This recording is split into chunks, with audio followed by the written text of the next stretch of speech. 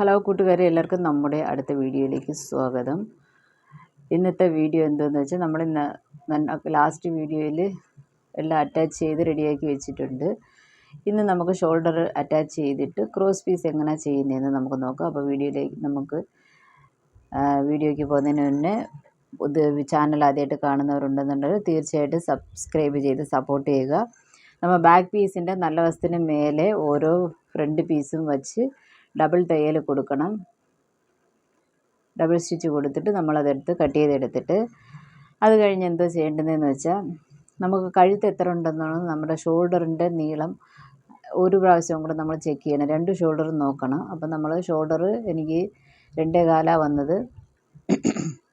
അപ്പോൾ 4 inch ലെഫ്റ്റും 4 inch റൈറ്റും വെച്ച് നമുക്ക് മാർക്ക് ചെയ്യാം. അതിനുള്ളിൽ 2.25, അങ്ങോട്ട് 1/4 ഇങ്ങോട്ട് 1/4, അങ്ങനെ നമ്മൾ മെഷർമെൻറ്റ് എടുത്ത് വെച്ചതനുസരിച്ച് 2 സൈഡ് നമ്മൾ മാർക്ക് ചെയ്തിട്ട് ഇനി എന്നാ ചെയ്യണമെന്ന് വെച്ചാൽ ക്രോസ് പീസ് റെഡിയാക്കണം.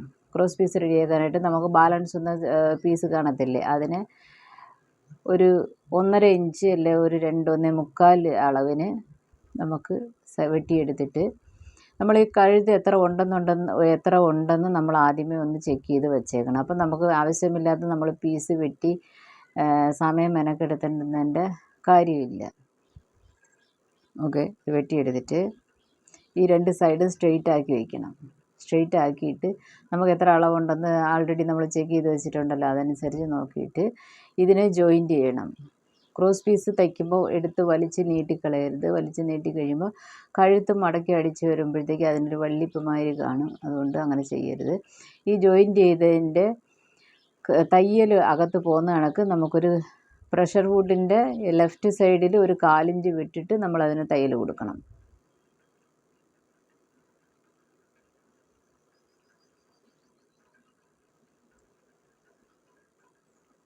ഓക്കെ, ഇപ്പോൾ തയ്യൽ കൊടുത്തു കഴിഞ്ഞ് ഇനി അതിൻ്റെ സൈഡിലെ കച്ച കുറച്ച് അനാവശ്യമായിട്ട് കിടക്കുന്നത് അപ്പ് ആൻഡ് ഡൗൺ ആയിട്ട് കിടക്കുന്നതില്ല ഒന്ന് വെട്ടി നീറ്റാക്കി ലെവൽ ചെയ്തിട്ട് നമുക്കത് ബോഡി പീസിൽ അറ്റാച്ച് ചെയ്യാം.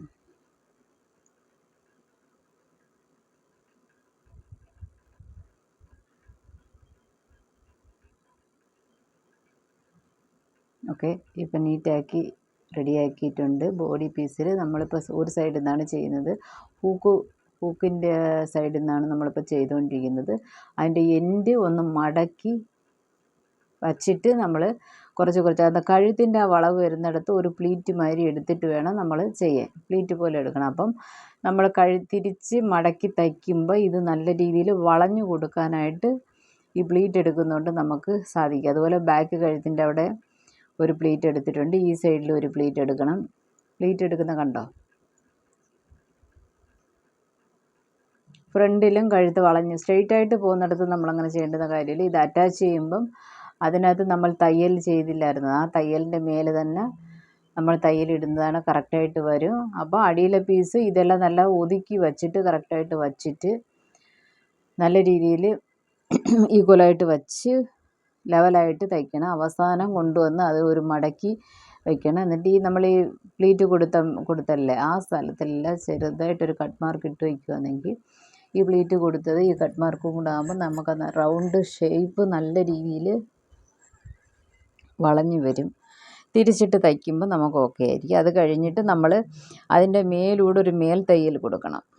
ഈ മേൽ തയ്യൽ കൊടുക്കുമ്പോൾ തയ്യൽ ബോഡി പീസിൽ വരരുത്. നമ്മൾ ക്രോസ് പീസ് എടുത്ത് വെച്ചേക്കുന്ന ആ പീസിൽ വേണം തയ്ക്കാൻ. ഇപ്പം നമുക്ക് ഇവിടെ എന്നുണ്ടെങ്കിൽ തമിഴ്നാട്ടിൽ ഒരുത്തരും കഴുത്ത് ഹെമ്മിങ് ചെയ്യത്തില്ല. കാര്യം ഈ സോപ്പ് ഇടുമ്പോഴും തുണി കഴുകുമ്പോഴും സോപ്പ് ബ്രഷൊക്കെ ഉപയോഗിച്ച് തേക്കുമ്പോഴൊക്കെ അത് പോവും. അതുകൊണ്ട് അവർ കഴുത്ത് ഹെമ്മിങ് ചെയ്യത്തില്ല. മേൽ തയ്യൽ കൊടുത്തിട്ട് പിന്നെ തിരിച്ചിട്ട് അതിൻ്റെ പുറത്തുകൂടെ ഡബിൾ സ്റ്റിച്ച് കൊടുത്ത് ഡിസ്റ്റൻസ് സ്റ്റിച്ചിട്ട് നീറ്റായിട്ട് എടുക്കും. ഇതാകുമ്പം തുണി കീറിയാലും തയ്യൽ പോകത്തില്ല, അതവിടെ പെർഫെക്റ്റായിട്ട് ഇരുന്നോളും. അപ്പോൾ അതിൻ്റെ മേലൂടെ ഒരു തയ്യലൂടെ കൊടുത്തിട്ട് മടക്കണം. മടക്കിയിട്ട് ഡബിൾ സ്റ്റിച്ച് എടുത്തിട്ട് ഇനി അപ്പോൾ ഒരു തയ്യൽ ആൾറെഡി തയ്ച്ച് കഴിഞ്ഞ് ഇനി അതിൻ്റെ ഡിസ്റ്റൻസ് പോലെ തയ്ച്ചെടുക്കണം. പ്രഷർ ഫുഡിൻ്റെ ഗ്യാപ്പ് മതി, കൂടുതലായാലും കൊള്ളത്തില്ല. അപ്പോൾ നമുക്കിനി അതിനെ നീറ്റായിട്ട് ചെയ്തിട്ട് കാണിക്കാമേ.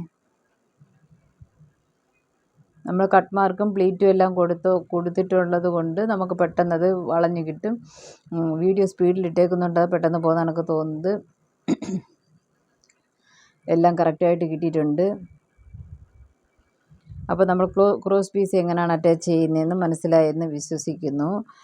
ഈ വീഡിയോ തീർച്ചയായിട്ടും പ്രയോജനകരമായിരിക്കും. Thank you. അടുത്ത വീഡിയോ ഉടനെ വരുന്നതായിരിക്കും. Thank you. Bye by.